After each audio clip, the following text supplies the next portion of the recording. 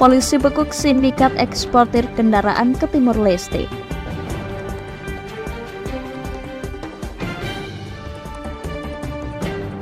Harga cabai di Kota Tegal tembus Rp110.000.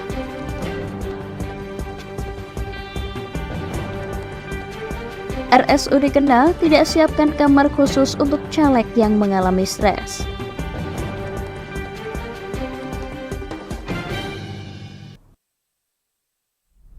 Selamat sore pemirsa, Jateng hari ini edisi Selasa 5 Desember 2023 kembali hadir menemani Anda. Selain 3 berita hangat tadi, beragam berita aktual lainnya akan kami hadirkan dalam 30 menit ke depan bersama saya Puji Lestari. Berikut Jateng hari ini selengkapnya.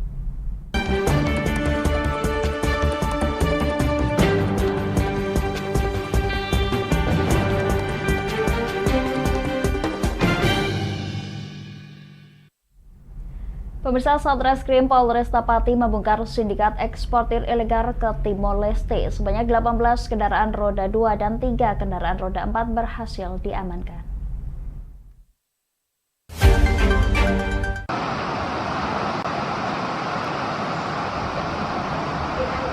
Satreskrim Polresta Pati menggerebek gudang di Desa Sitiluhur, Kecamatan Gembong yang diduga jadi tempat penyimpanan kendaraan ilegal untuk diekspor ke Timor Leste. Barang bukti berupa 18 kendaraan roda 2 dan 3 kendaraan roda 4 diamankan petugas.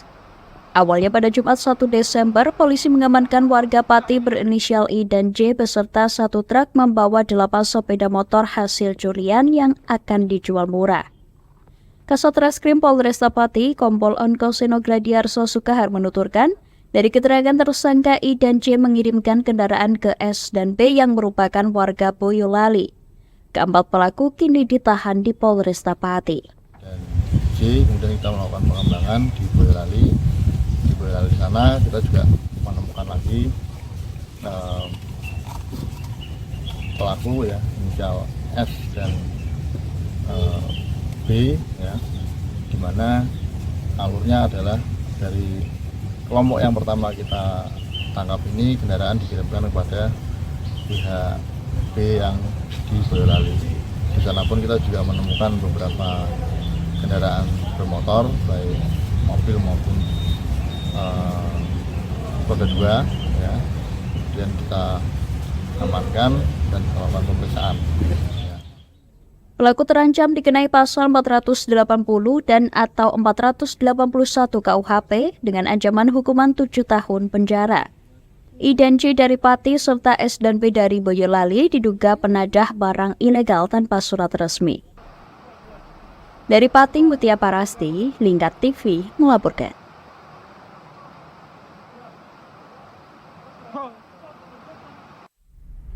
Pemirsa, seorang anggota TNI dari Koramil 01 Purwodadi menjadi korban penganiayaan para pemuda saat melaksanakan tugas pengamanan hiburan Solo Orgen di rumah warga di Desa Ngebak, Kecamatan Purwodadi, Grobogan. Aksi brutal dilakukan tersangka dalam kondisi pengaruh minuman keras.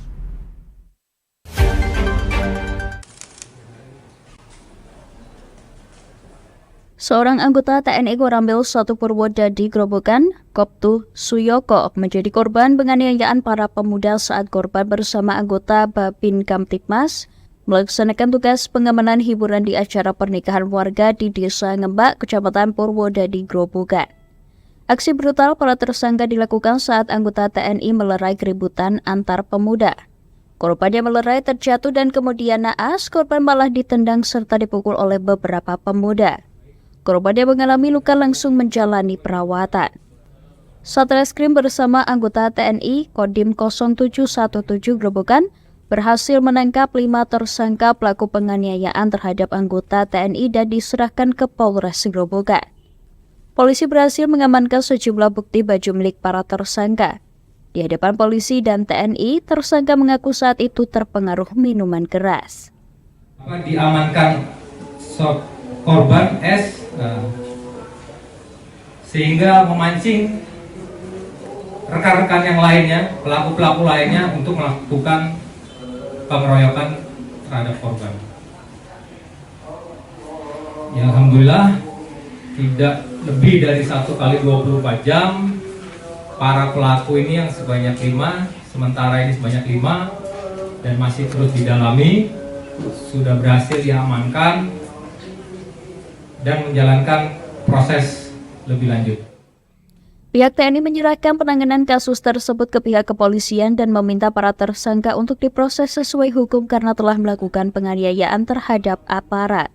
Saya berharap agar untuk kelima tersangka ini dapat diproses dengan cepat-cepatnya, kemudian dapat dihukum secara maksimal, sehingga hal tersebut dapat menjadi pembelajaran bagi kita semuanya bahwa memang tidak ada anggota masyarakat yang menyerang atau mengeroyok aparat lagi, khususnya di Kabupaten Grobogan ini. Atas perbuatan para tersangka, mereka diancam pasal 351 KUHP dengan hukuman 5 tahun penjara. Dari Grobogan, Eko Agung Suryanto, Lingkar TV melaporkan.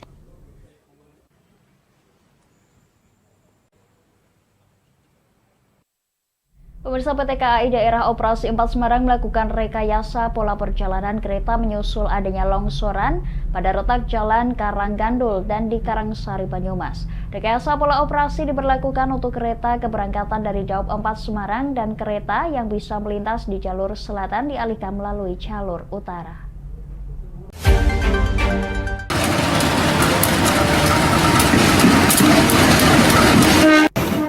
Sejumlah perjalanan kereta api yang melalui jalur selatan dialihkan memutar melalui jalur utara imbas dari longsornya jalur kereta api di petak jalur antara stasiun Karanggandul dan stasiun Karangsari. Untuk meminimalkan terjadinya keterlambatan perjalanan kereta api, PT KAI Daerah Operasi 4 Semarang melakukan rekayasa pola operasi perjalanan kereta.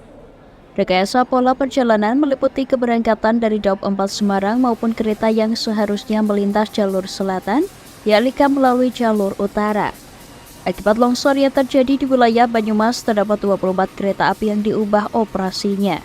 Sampai saat ini terdapat 24 kereta api yang pola operasinya dirubah, yang tadinya jalur selatan menjadi jalur utara. Bagi para pelanggan atau penumpang yang terdampak perjalanan kereta apinya, silahkan datang ke customer service ataupun ke loket di stasiun untuk pengembalian bea tiket. Pengembalian bea tiket atau refund akan dilayani sampai dengan 7 hari dari tanggal keberangkatan tiket KA yang dimiliki oleh penumpang atau pelanggan. Bagi para calon penumpang yang terdampak perjalanan kereta api, PT KAI memberikan kompensasi atas penundaan keberangkatan atau keterlambatan akibat adanya tanah longsor yang terjadi di Banyumas. Sebagai bentuk kompensasi kepada pelanggan, KAI akan memberikan pengembalian biaya tiket hingga 100%, tidak termasuk biaya pesan bagi pelanggan yang terdampak. Sementara itu, tim gabungan terus berjibaku melakukan pembersihan material longsor yang menutupi lintasan rel kereta api antara stasiun Karanggandul dengan stasiun Karangsari, kilometer 340+100 di Desa Gunung Lurah, Kecamatan Cilongok, Banyumas. Beberapa alat berat seperti eskavator sebanyak 5 unit dan kereta lori 1 unit juga diterjunkan ke lokasi terdampak sejak Senin kemarin. Tim gabungan juga memperbaiki 1 menara sutet yang dilaporkan alami longsor pada bagian pondasi. Dari Semarang, Inufan, Lingkar TV melaporkan.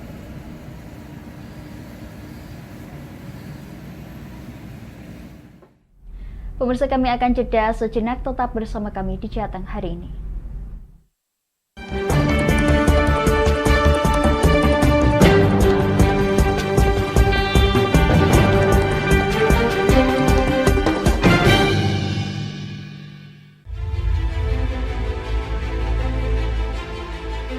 Memberikan pinjaman uang kepada saya dengan bunga 8% per bulan. Membedah opini narasumber, menggali lebih dalam untuk mendapatkan perspektif baru yang lebih faktual. Masalahnya, nota perbaikan kapal itu semua ada di saya. kenapa Tomo bisa menunjukkan. Demi mendapatkan informasi yang solutif dan terpercaya dalam Bedah Opini. Setiap Rabu jam 11 siang hanya di Lingkar TV.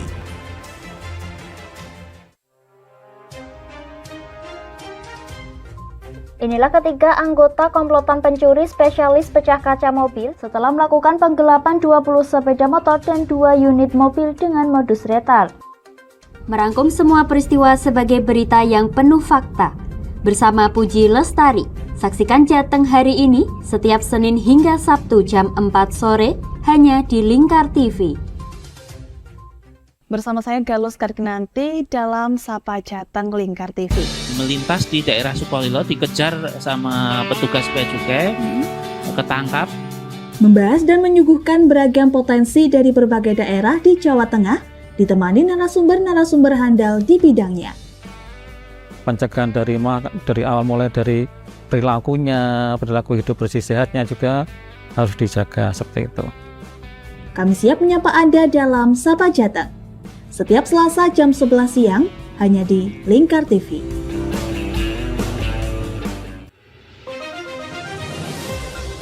Modus kedua pelaku ini berpura-pura kehabisan bahan bakar kendaraan. Setelah pelaku dibantu, mereka kemudian melakukan kekerasan dan mengambil paksa sepeda motor korban. Saat tiba di lapangan terbang Okbab, rombongan langsung dihadang 5 orang yang mengaku sebagai anggota KKB. Yakni melakukan bujuk rayu kepada korban yang merupakan santriwati pada momen kegiatan belajar mengajar khusus. Menyajikan informasi-informasi hangat dan terpercaya bersama Kabar Indonesia setiap Senin hingga Sabtu jam 7 pagi hanya di Lingkar TV.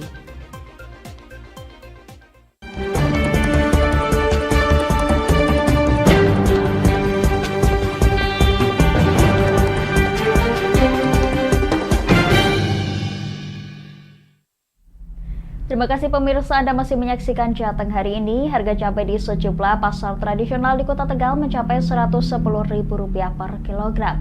Harga cabai rawit merah masih akan terus melambung menjelang Natal dan akhir tahun mendatang.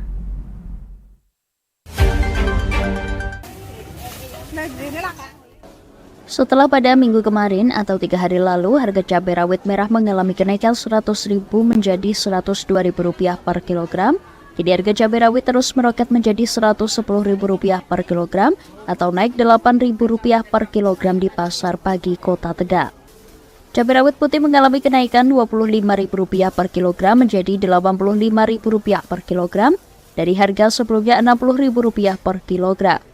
Cabai rawit hijau juga mengalami kenaikan dari sebelumnya Rp50.000 per kilogram menjadi Rp75.000 per kilogram. Jenis cabai lain yang naik yakni cabai keriting merah. Cabai keriting merah yang sebelumnya hanya Rp60.000 per kilogram naik menjadi Rp85.000 per kilogram. Salah seorang pedagang cabai di pasar tradisional pagi Kota Tegal, Wafi Triana, mengatakan kenaikan harga cabai yang terjadi berturut-turut dalam 2 hari 3 hari terakhir ini akibat pasokan cabai dari petani menurun drastis. Kenaikannya mungkin ini kemarin kan faktornya faktor kekeringan, kurang air. Ini malah kebanyakan air, malah tambah busuk. Banjir gitu? Iya, banjir. Kemarin kekurangan air, pada mati. Sekarang tidak ada air turun, mati. Maksudnya busuk. Masalahnya harga masih ini apalagi menjelang Natal sama tahun baru. Kalau masih bertambah ya kalau nggak naik ya masih bertahan. Pedagang memperkirakan harga berbagai jenis cabai dalam beberapa pekan ke depan masih akan terus melonjak, terutama cabai rawit merah, cabai rawit putih, dan cabai rawit hijau. Selain komoditas cabai, harga tomat, bawang merah juga mengalami kenaikan. Dari Tegal, Kuspadila, Lingkar TV melaporkan.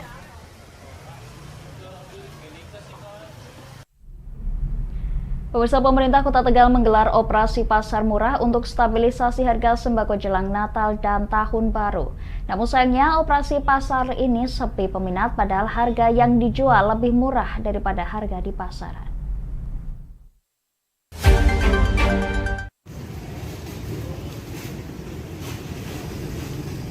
Tidak ada antrian apalagi rebutan untuk memperoleh beras murah yang dijual Rp52.000 per 5 kg dan minyak goreng Rp14.000 kemasan 1 liter dalam operasi pasar ini.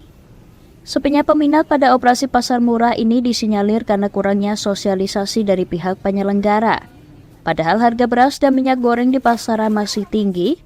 Beras medium misalnya masih dijual di kisaran Rp14.000 per kilogram, beras premium mencapai Rp15.000 per kilogram, dan minyak goreng Rp16.000 per kilogram. Sejumlah warga mengaku terbantu dengan digelarnya operasi pasar sembako murah ini, pasalnya harga berbagai kebutuhan pokok di pasaran saat ini tak kunjung turun, apalagi sebentar lagi menjelang Nataru diprediksi harga pangan masih akan terus melonjak. Beli beras berapa kantong? 1 kantong sama minyak. Itu beras harganya berapa? Yang 5 kilo 52. Kalau minyak, Bu? Minyak 14.000. 14.000. Kalau di pasaran berapa harganya? Kalau di pasaran ada yang 16, ada yang 15. Itu dengan adanya pasar murah gimana? Lumayan. Iya. Dalam operasi pasar murah ini, penyelenggara menyediakan sebanyak 500 paket sembako murah yang terdiri dari 300 paket beras kemasan 5 kg dan 200 paket minyak goreng kemasan 1 liter. Di tepatnya itu lokasi di depan Pasar Pagi Kota Tegal. Di sini tuh kita bersama dengan DKP 3, TPID, ada BI juga dan Bulog. Ada sekitar 500 paket sembako. Nah, kegiatan ini tuh rutin kita laksanakan, terutama menjelang kemarin. Sebentar lagi kan kita mau melaksanakan HBKN ya, merayakan HBKN Natal dan Tahun Baru.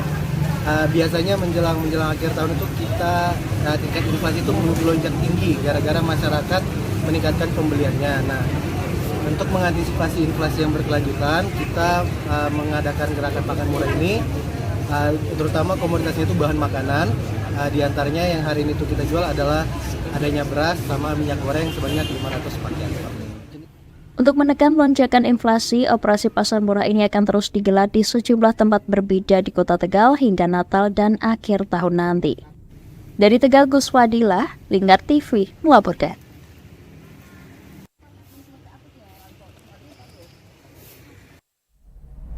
Pemirsa, Rumah Sakit Umum Daerah RSUD Dr. Suwondo Kendal tidak menyiapkan kamar khusus untuk pasien dari calon legislatif atau caleg yang mengalami gangguan jiwa karena gagal pemilu.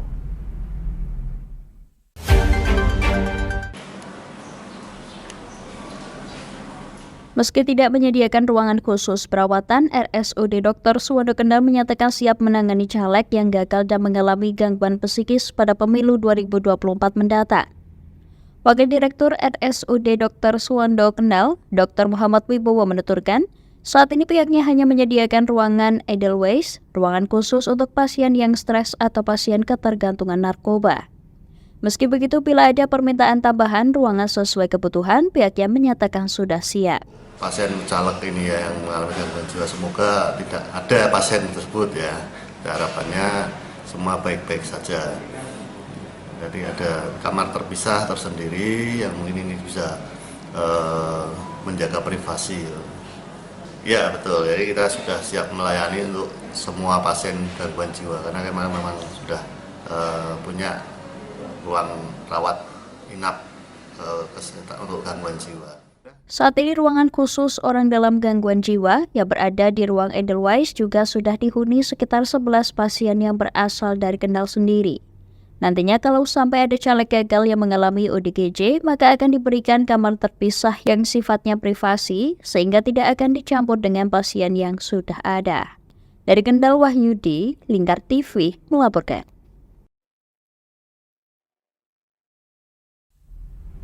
Pemirsa, Dinas Pemberdayaan Masyarakat dan Desa di Spermades Rembang meminta agar anggaran pendapatan dan belanja desa atau APBDes pada setiap tahunnya dianggarkan khusus untuk percepatan penurunan stunting.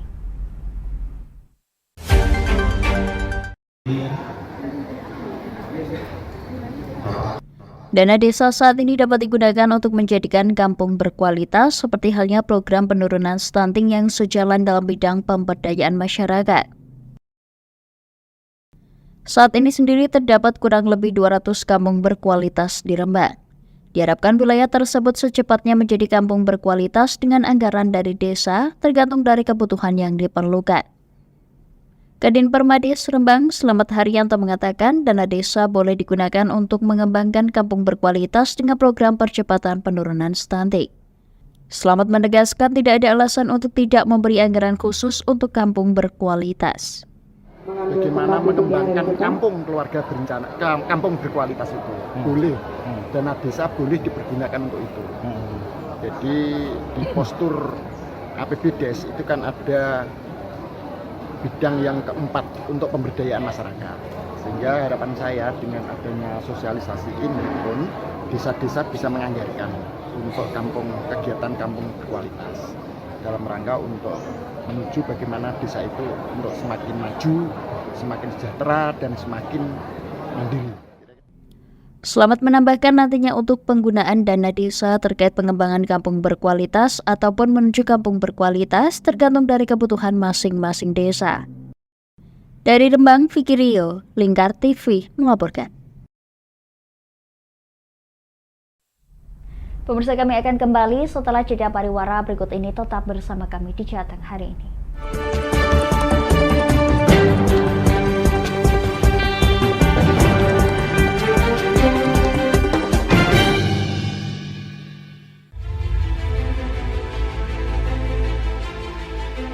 Memberikan pinjaman uang kepada saya dengan bunga 8% per bulan. Membedah opini narasumber, menggali lebih dalam untuk mendapatkan perspektif baru yang lebih faktual. Masalahnya, nota perbaikan kapal itu semua ada di saya. Kenapa Tomo bisa menunjukkan? Demi mendapatkan informasi yang solutif dan terpercaya dalam Bedah Opini. Setiap Rabu jam 11 siang hanya di Lingkar TV.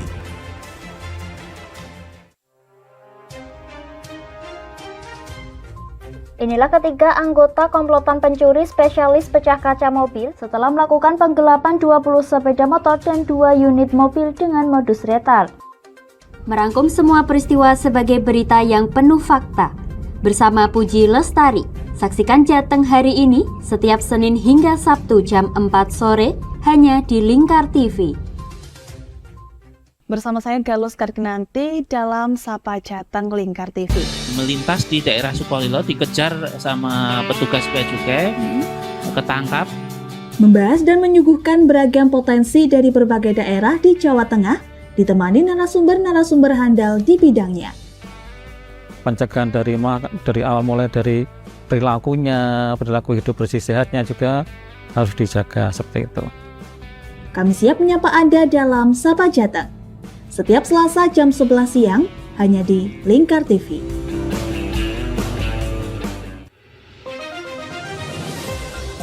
Modus kedua pelaku ini berpura-pura kehabisan bahan bakar kendaraan. Setelah pelaku dibantu, mereka kemudian melakukan kekerasan dan mengambil paksa sepeda motor korban. Saat tiba di lapangan terbang Okbab, rombongan langsung dihadang 5 orang yang mengaku sebagai anggota KKB. Yakni melakukan bujuk rayu kepada korban yang merupakan santriwati pada momen kegiatan belajar mengajar khusus. Menyajikan informasi-informasi hangat dan terpercaya bersama Kabar Indonesia setiap Senin hingga Sabtu jam 7 pagi hanya di Lingkar TV.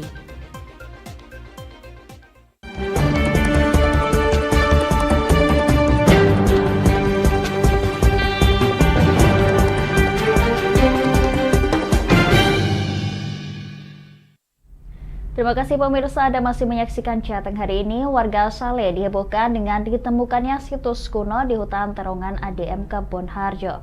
Situs yang diduga pemandian kuno tersebut saat ini masih dalam penelitian.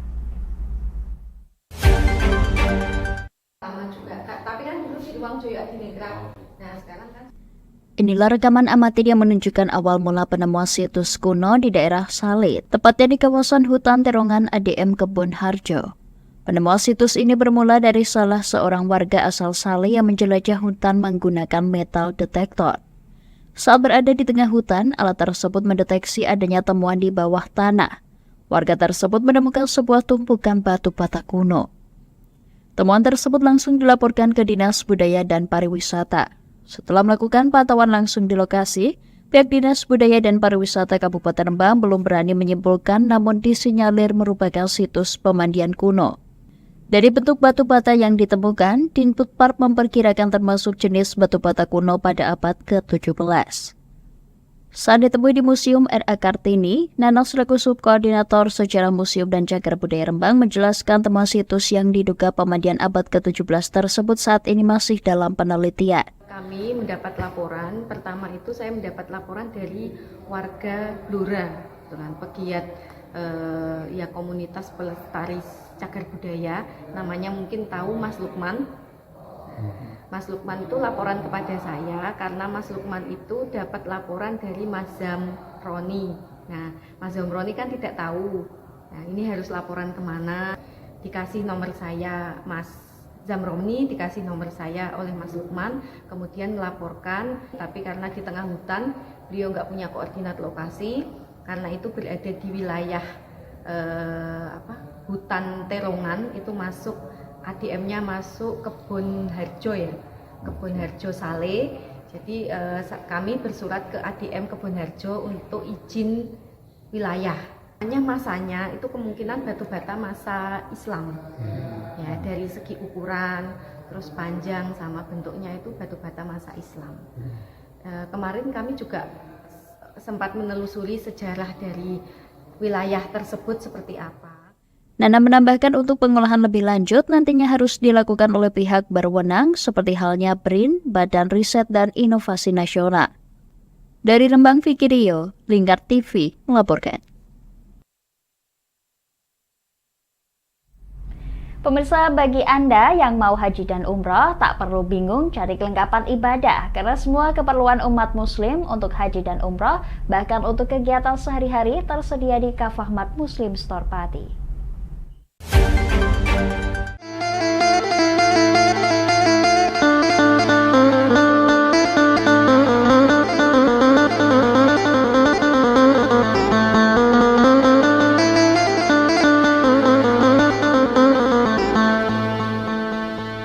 Kafahmat merupakan swalayan yang menyediakan perlengkapan haji dan umroh serta berbagai kebutuhan umat muslim terbesar di Karasidenan Pati.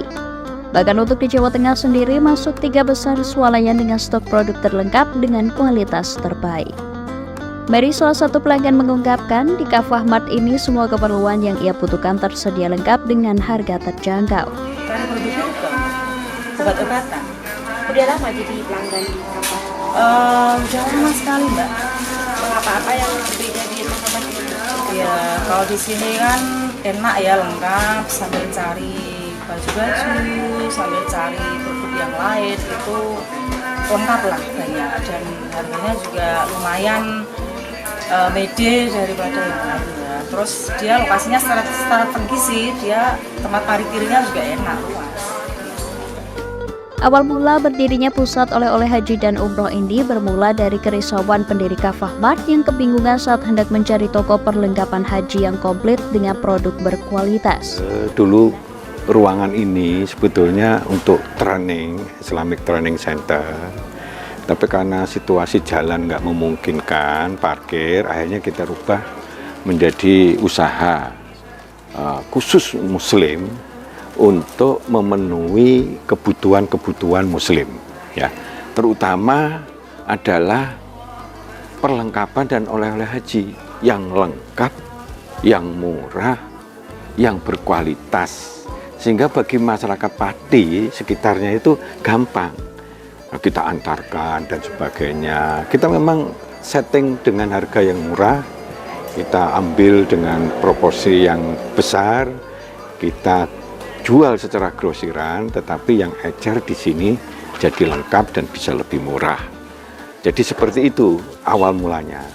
Nah, terus kemudian berkembang kita kebutuhan muslim yang lain, baju-baju muslim, kaligrafi, Quran dan sebagainya. Bahkan sekarang kita adakan kebutuhan-kebutuhan kelontong yang berkaitan dengan muslim apabila dia membutuhkan, maka di sini menjadi lengkap. Nah, sekalian kita punya konsep ini, karena ini dari muslim untuk muslim, maka kita nuansanya juga harus muslim. ada nuansa suara murotal, ada musola, ada tempat wudhu. Harapannya ke depan ini menjadi bagian yang bisa menyajikan kepada khususnya masyarakat muslim tentang kebutuhan-kebutuhan muslim. Kita adakan beberapa barang-barang yang memang berkaitan dengan itu.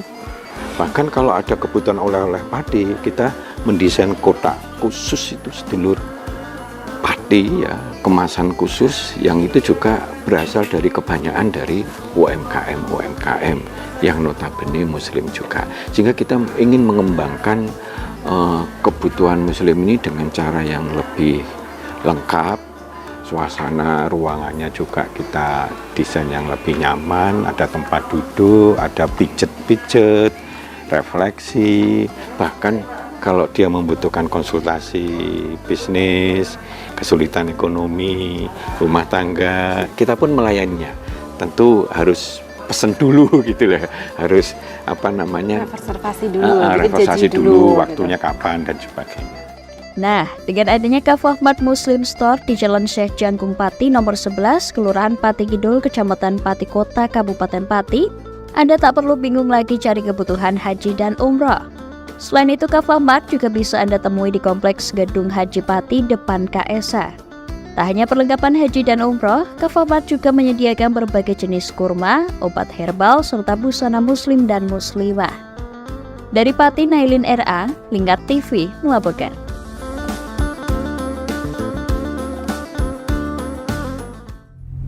Pemirsa, Lembaga Perlindungan Anak Indonesia atau LPAI Kendal menggelar pelatihan relawan perlindungan anak di Kalibungu.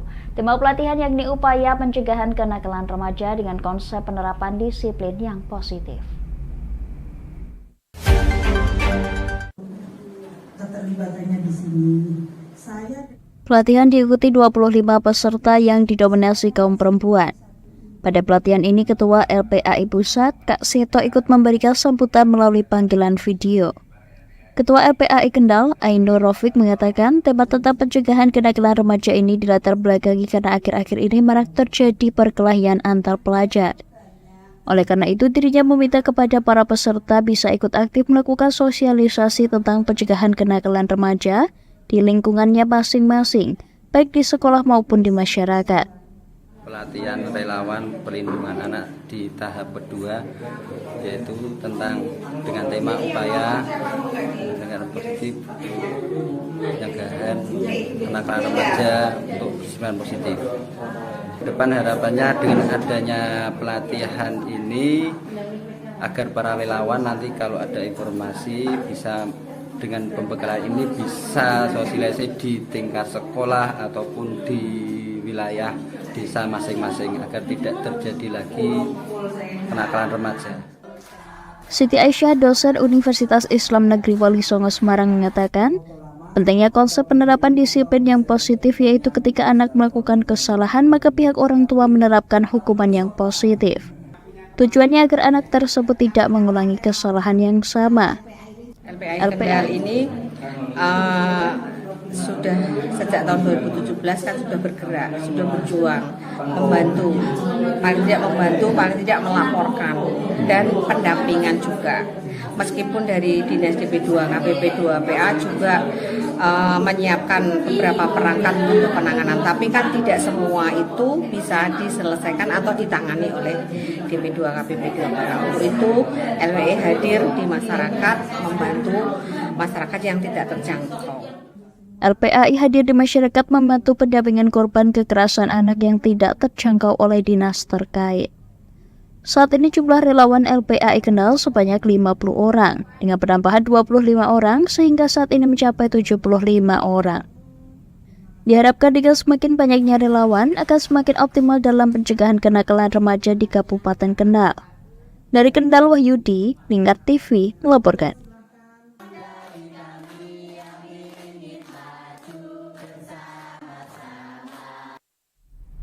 Pemirsa, bagi Anda yang ketinggalan update berita Jateng hari ini, kami telah merangkumnya dalam Flash News CHI berikut ini.